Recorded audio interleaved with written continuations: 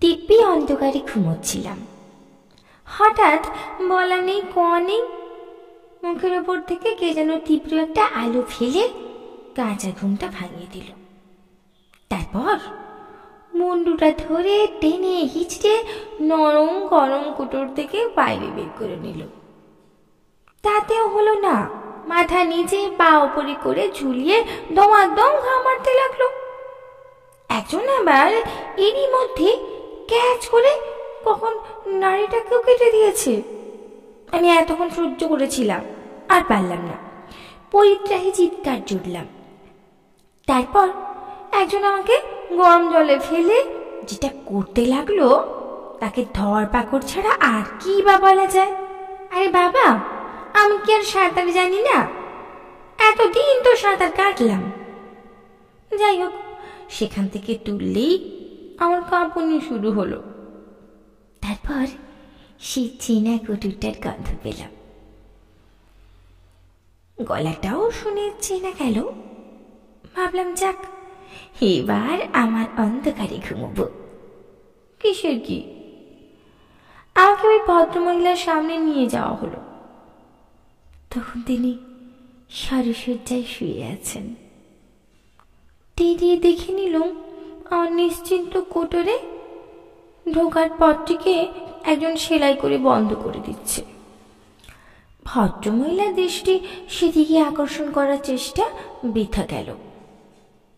ওনার চোখের সামনে একটা সবুজ রঙের পর্দা ফেলা আছে, যাতে করে তিনি তার পেটে কি কাণ্ড করা হচ্ছে টের না পান।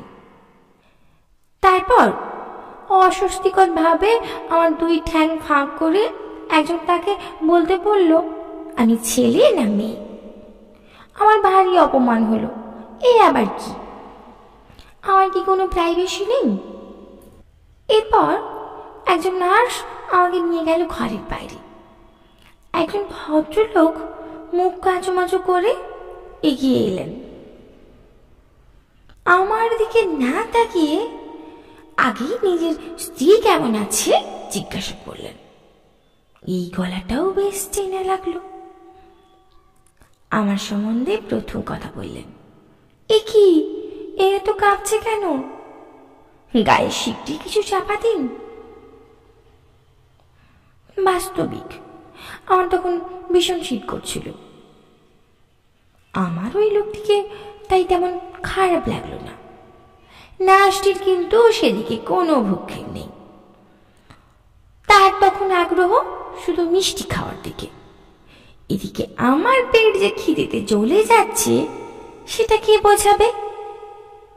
আমি এই অল্প অভিজ্ঞতায় দেখছি একমাত্র চিৎকার করাই হচ্ছে মনোযোগ আকর্ষণের একমাত্র উপায়।